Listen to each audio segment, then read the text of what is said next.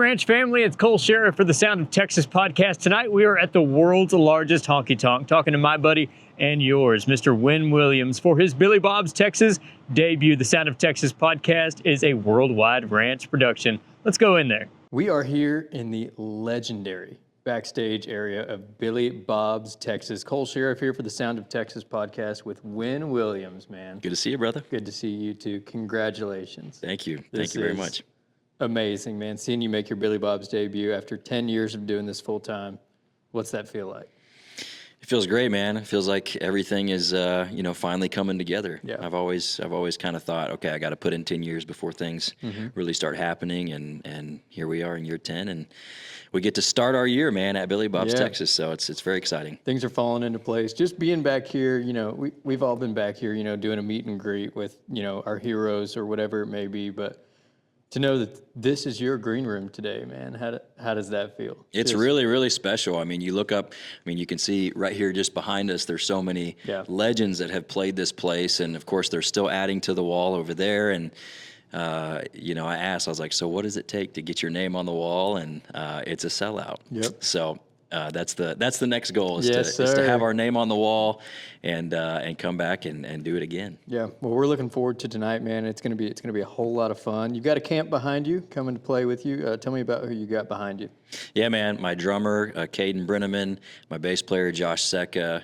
I got two guitarists, Mihal Vitek and Greg Warnes. Steel guitar is Paul Stoskis. And then I've got Calvin. I just blanked on Calvin's last name.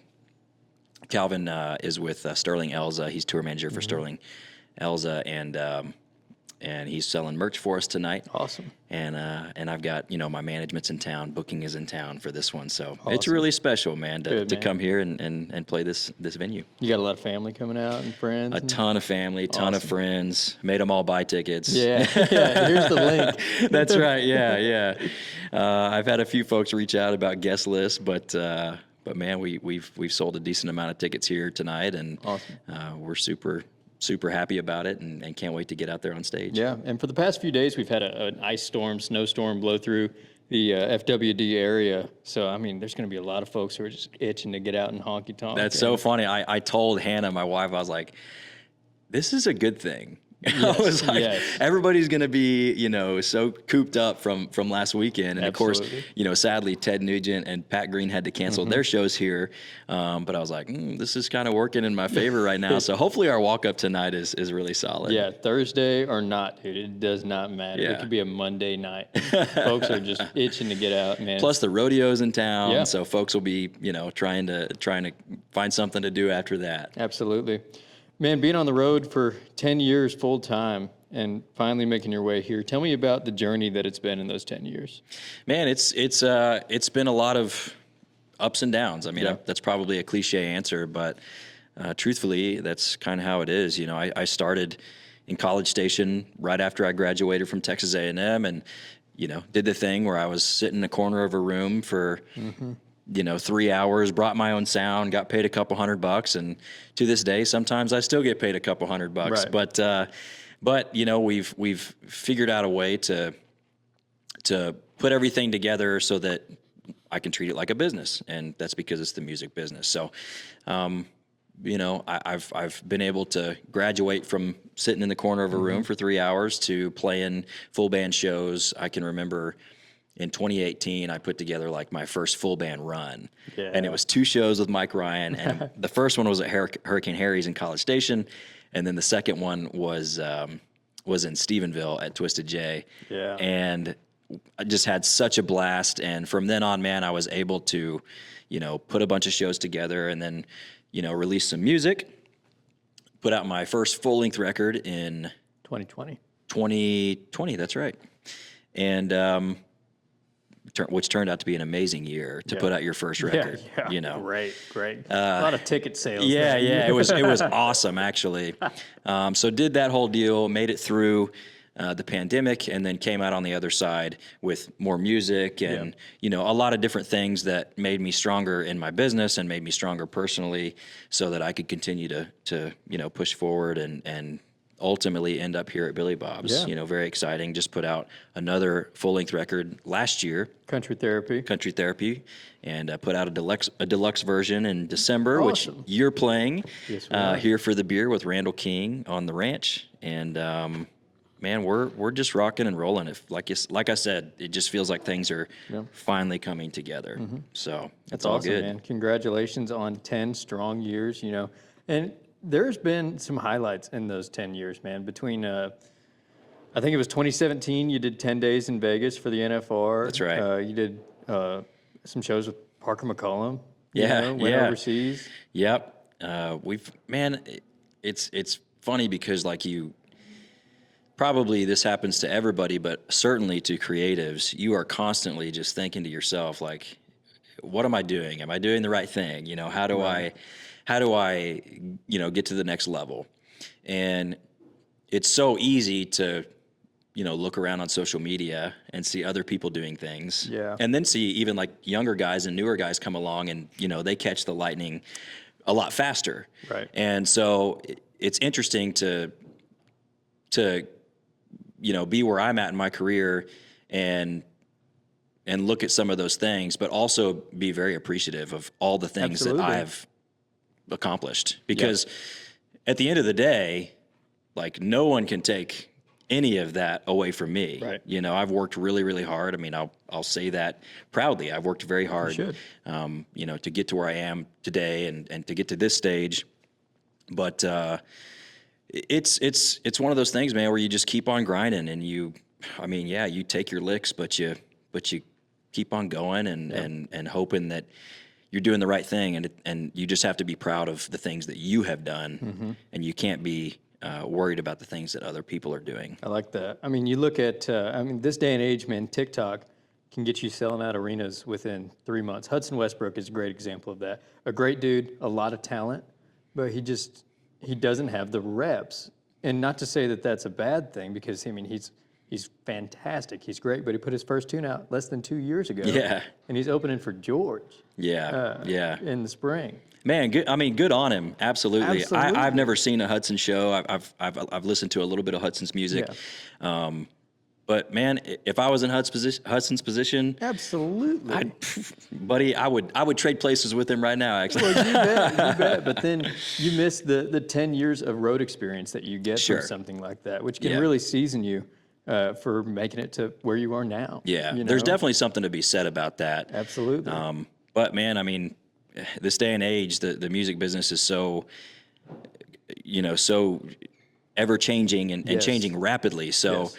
if you catch that stroke of luck, man, rock on. Yeah, ride and it. just ride it as long as you can, Absolutely. and try and put great people around you that are not gonna, you know, that are gonna have your best interest in mind and want to see you succeed genuinely. Of You know, course. not in a selfish way. And it seems like Hudson's really, you know, he's taken it by stride, and he's Absolutely. put a lot of great people in his corner to even, you know, further his career. And there's a lot of pressure that comes with stuff like that. Say, you know, if you are that guy that got discovered on social media, next thing you know, you are playing theater shows, arena shows, you might not know what's coming your way. Right. You know, and the guys that have played in the corner for 3 hours at a pizza parlor for $250 and maybe some man. tips, you know. Yep. And then playing the full band shows, you know, 4 or 5 a year when they come, you know, you know what it's like to grind on the road. Right. And some of these younger cats, they don't know, and they get thrown into it, and there's a lot of pressure on them, you know. And I really feel for those guys in that scenario. But the guys who have been doing this for 10, 15, 20 years, they know what it takes to be on the road like that. You know? Yeah. How do you handle being on the road like that? You know, it's whenever I was younger, it was like super exciting, and today it's still very exciting that I get to do. Look, I play music for a living. You know, I'm not putting shingles on a roof, and I load into a venue and I get to sit on a couch and I get to do interviews and drink beer and do whatever I want. I mean, I've got the best job in the world. Absolutely. But I will say, the older I've gotten, the more I just love to be at home with my wife, you know.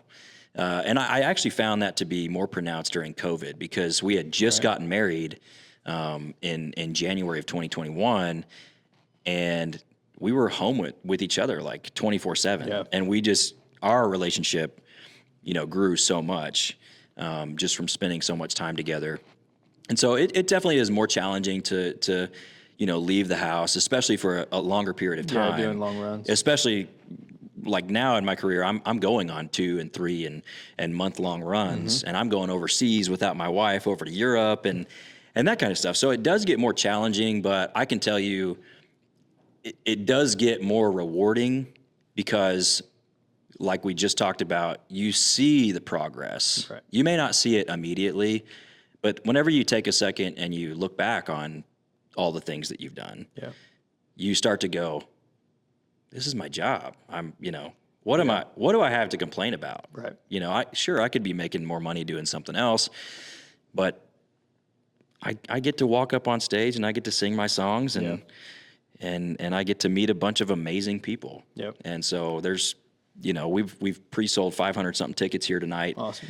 And a lot of these people have been with me even from the sitting in a corner for 3 hours at a time. There's some folks that are flying in from across the country. We've got someone coming from New York. We've got some folks coming from Colorado. We've got people that are coming from way out of town, man, to be here tonight. And that's the one thing that I probably look forward to the most is just seeing the people, meeting new people, seeing folks that have been coming out time and time again. Right.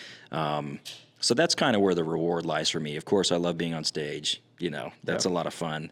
But going out to the merch table and spending time with the folks that have come out throughout the years is the most exciting part. And the folks that have been in your corner for this long, this is a reward for them too, man. Absolutely. 100%. To see, I've been supporting this guy, since he graduated and 10 years ago, and here we are, Billy Bob's, Texas. That's right. That's awesome, dude. Yeah, man. It's really, really cool. There's a lot of folks that are, I've had so many people reaching out, they're like, hey, are we going to get to buy you a beer? And I'm like, man, if I split my time between all 500 people, you get me for like 2 seconds, but I'm going to try my best to get out to the merch table tonight. And like I said, there's so many great people that are out here tonight. So thank you to everybody that's coming to Billy Bob's to watch the show. And of course, we're going to have some folks that come in who have never seen our show before. So I'm looking forward to meeting some of them too. They're in for a treat, man. They absolutely are. Appreciate it. It's going to be awesome. Let's talk a little bit about Country Therapy.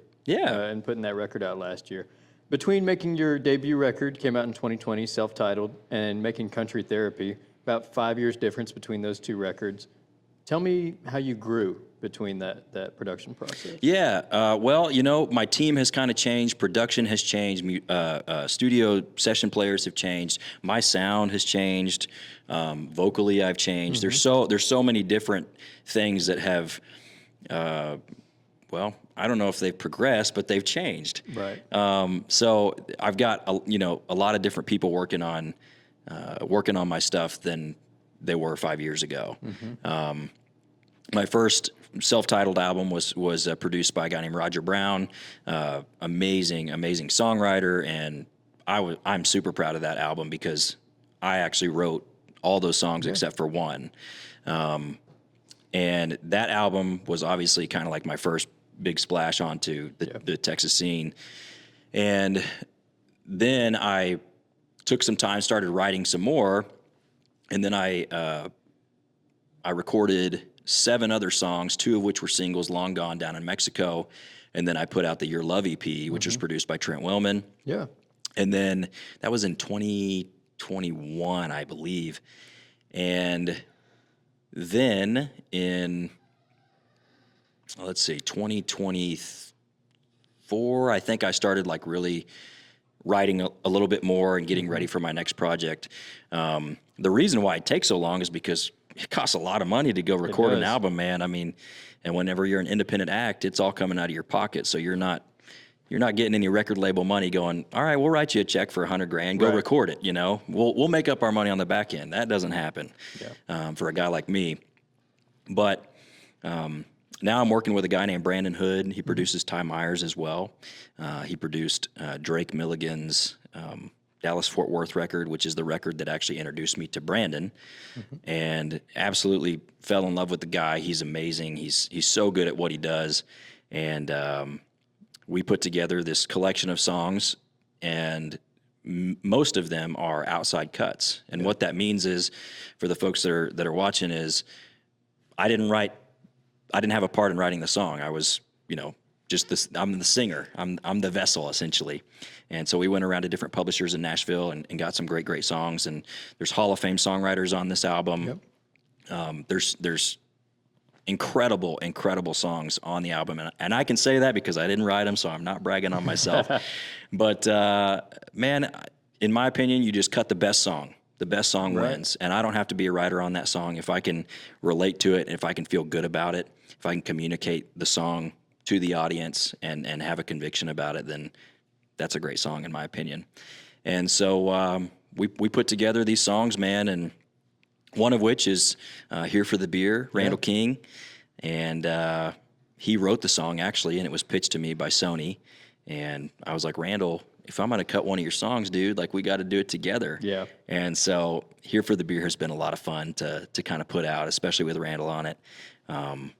But that album, man, it means a lot to me because I worked really hard on it. Yeah. Spent a lot of money on it. Mm-hmm. And, we were on the Country Therapy Tour last year where I don't know how many dates we played last year, but I can tell you from June to December, we played like 14 or 15 states and 5 countries. That's awesome, man. Which is crazy. So it's just been a lot of fun to put this record out and tour around it and talk about it and get some cool stuff going around it. And we're kind of continuing it into this year as well. So That's awesome, man. Do you find when you're making a record and doing it yourself, it's coming out of your pocket to make the record, do you find that you get more freedom out of doing something like that? Yeah, you definitely get more freedom. Creatively? 100%. I mean, you get to pick the songs. It's all the way down to the release date. That's up to you, man. Absolutely. And it does help to have great management. I mean, there's no doubt about that. I've got very, very good management, good company entertainment out of Nashville. And, we've got a solid team that's working really hard on the album. And quite frankly, that's, I think, why we've had so much success with the album is because of that team. I certainly couldn't have done it without them. But you're exactly right. From picking the song, writing the songs, to picking the songs, even if they're not yours, instrumentation, session players, everything down to the cover art. You get to have a hand in, which is good for a guy like me because I'm a little particular sometimes. Well, that makes it maybe a little too much in some cases. At the end of the day, it's your record, and you can call it that. That's right. That is your project from start to finish. Whether you've got other guys writing on it or you're doing some collaborations, that's your record, man. Yeah. It doesn't belong to anybody else but you. You should be proud of that. Yeah, well, we are proud of it for sure and appreciate you saying so. Absolutely. That's a beautiful thing. Wynn Williams making his Billy Bob's Texas debut tonight, January 29th. Congratulations, Thanks, man. brother. We're so happy for you, and we are so looking forward to what's next, and we'll be keeping an eye on you, dude. Looking forward to the show tonight. Yeah, man. Thanks for all the support over the years, dude. Absolutely. Appreciate Thank you, you, brother.